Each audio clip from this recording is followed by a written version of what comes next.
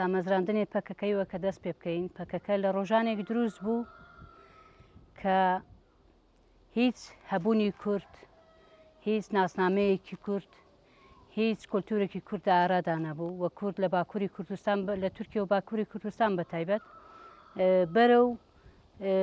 نەبوونیە دەچوو لە ڕووی چاندێوە، لە ڕووی کولتوریەوە، لە ڕووی فەرهەنگیەوە هەموو ئاسمیلە ببوو. یعنی شتێک بە ناوی فەرهەنگی کورد یا کورد و کوردستان نەمابوو و ئەو تەفگەرەی کە وەکو پەکە کە پارتی کرێکارانی کوردستان لەو کاتەیدا هەڵقوڵی یا بڵین حرەکەتە چەپەکانی تورکیا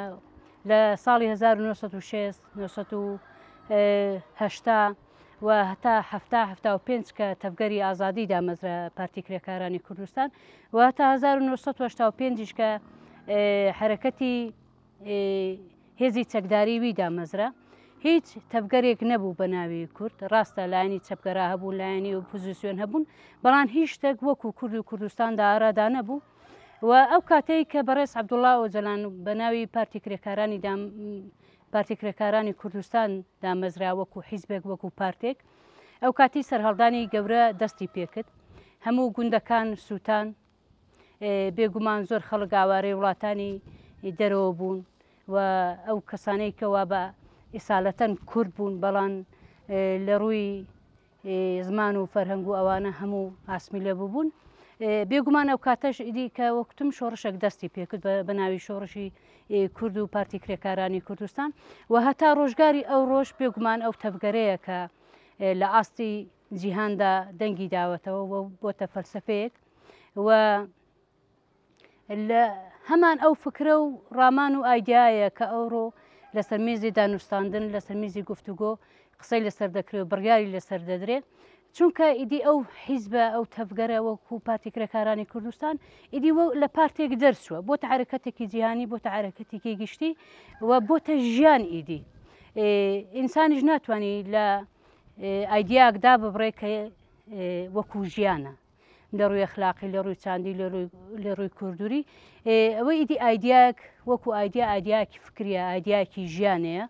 بۆیە ینی هەر کەس خۆی تێدا دەبینێتەوە و ژیان تێدا بەرجەستە دەکرێت. بۆیە ئەو ڕۆژانەیە کە ئێمە گاندوتە ئێستا کە ڕۆژانێک وەکو ڕۆژی زیندووبوونەوەی کورد بەناو دەکرێت، نەک وەکو پارتێک وەکو لایەنەک، بەڵکو وەکو حرەکەتی زیندووبوونەوەی کورد و کوردستان، وەکو زیندووبوونەوەی تاریخی گەلی کورد و کوردستان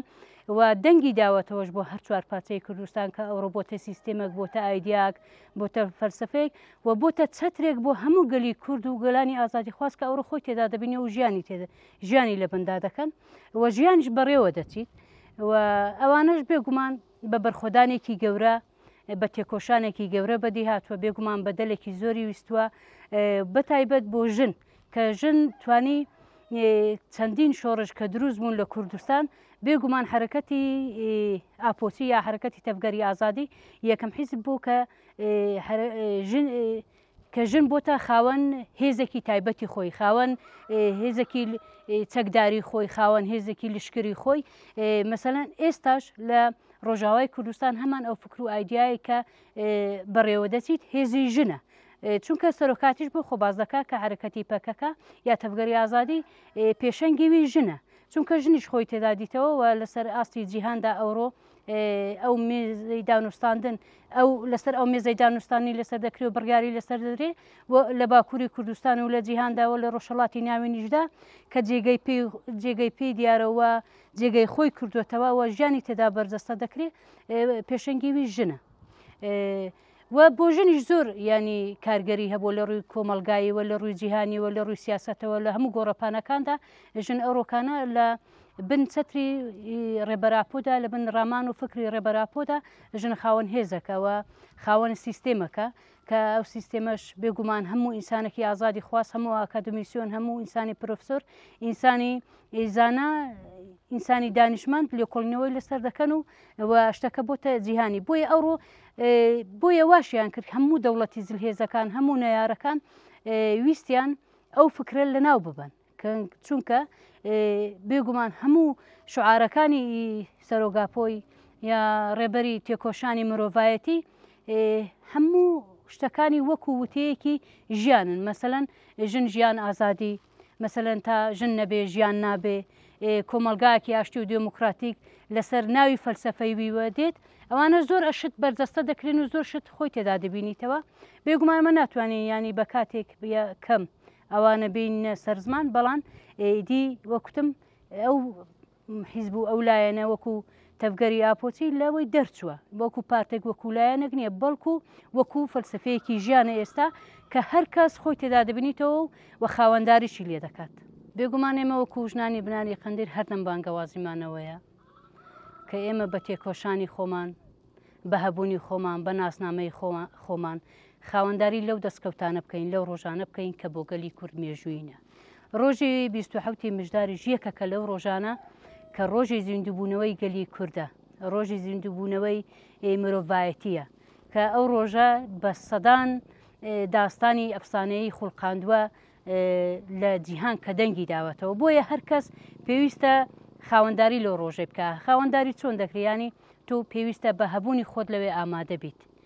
ینی بە هەستی خۆت بە هەبوونی خۆت بە ناسنامەی خۆت بە پێشوازیکردن لەو ڕۆژەی پێویستە تو ئامادەبی چونکە ئەو ڕۆژە بەڕاستی ینی لە ساڵانی 1975 وە بگرە لەو ڕۆژەیەوە کە ئەو حرەکەتە دەستی بە تێکۆشان کردووە دەستی بە ئینقلابێکی مایندە کردووە تا ڕۆژی ئەو ڕۆژانە بۆ کورد ڕۆژێکی تاریخینە بەدەلی زۆری بۆ دراوە تێکۆشانی زۆری بۆ کراوە لە ڕووی مێژووی لە ڕووی کولتوری لە ڕووی فەرەنگی و چەندها ئینسانی بەڕاستی کە ئەوڕۆ ناتوانانی بیان هێنێ سەرزمان گیانی خۆیان بەخت کردو بۆ ڕێگا ئێمە ئامادەبوونن لە ڕۆژانە بە ئامادەبوونمان لە چالاکیەکاندا لە ڕێپێوانەکاندا لە فکر و ڕامانی واندا دەتوانین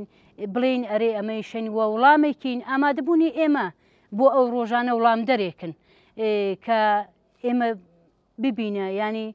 نمونەیەک ئیلهامێک بۆ هەموو گەلان و بە تایبەت گەلی کورد بە تایبەتی ژنانیش ینی زۆر کەس هەیە مەسەلەن ئێستا بە حەسرەتی ئەو ڕۆژانەیە بە تایبەت ئەو پێواژەوە کە ئێستا دەستی پێکردووە هەر کەس ینی خوازیاری ئەو ڕۆژەی بۆ کە بیبینی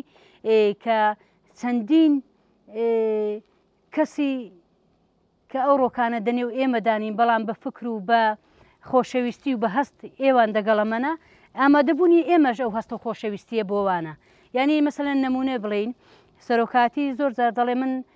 چیش بکەم یا زۆرێک لە شەهیدەکان لە سەرگۆڕەکانیان دەنووسێ من ئەویندا من قەرزداری ئەو وڵاتم پێویستە ئێمەش وەکو گەلی بناری قەندیل ئەوان قەرزداری ئەو وڵاتن بەڵام ئێمەش دەبێ ئەوینداری وڵاتی خۆمان بین پێویستە ئێمەش وەکو ئەوینداری وڵاتێک هەموو کار و خەباتەکان بەپێی پێویست بەپێی مەجال ئێمە بەشداریان تێدا بکەین و ئامادە بین چونکە وەکتم ئەو ڕۆژانە ڕۆژی مێژووینە ڕۆژێکن کە دووبارە نابنەوە و هیوادارشم هەر کەس بتوانێت لەو ڕۆژەدا ئامادە بێ چونکە ئەو مەراسیمانە و ئەو یادانە بەڕاستی ئینسانەکان لێک نزیێک دەکاتەوە و هەبوونی مە و ناسنامەیمە دیاری دەکات. پیرۆزبایی لە ساڵڕۆژی پارتی کرێکارانی کوردستان دەکەم ئێمە لە بناری قەندیلەوە لەو لانکە و بەرخودان و شۆڕشەی کە تێیداینە سلماندوومانە کە ژن تەنها ئەو یاسایانە نین کە نووسراونەوە بەڵکو عەقڵیەتێکی ئازادیە بەڵکو هاوسەرۆکایەتیش تەنها پۆستێک نییە بەڵکو لێرەدا سەلماندوومانە کە هەم پیا و هەم ژن دەتوانن بە ڕوحێکی هەڤاڵانە خەبات و تێکۆشانەکانیان بەڕێوە ببن ئێمە لەو دەڤەرەی کە تێیداینە لە بناری قەندیل بەهۆی هەڤاڵانەوە توندوتیژی بۆ سەر ئافرەتان دژ بە ژنان بوونی نییە. و ئێمە وەکو هاوسەرۆکی شارەوانی بناری قەندیل ئامادەکاری خۆمان کردووە بۆ 28 مژدار بۆ ئەو ڕۆژە کە لە ئێستاشدا لەو پرۆسەی ئاشتیدا کە ئێمە لەو پرۆسەیە داینە هیواخوازین کە لەو ڕۆژە خەڵکێکی زۆر لە دەڤەرەکەمان کۆبێتەوە و بانگەوازی دەکەین بۆ هەموو گەلی کوردستان بۆ ئەوەی لەو ڕۆژەدا بەشدار بن لەو مەراسیمەی کە بەڕێوە دەچێت لەو دەڤەرەدا لە بناری قەندیل ئەو فکرە و ئەو ڕێبازی ڕێبەر ئاپۆ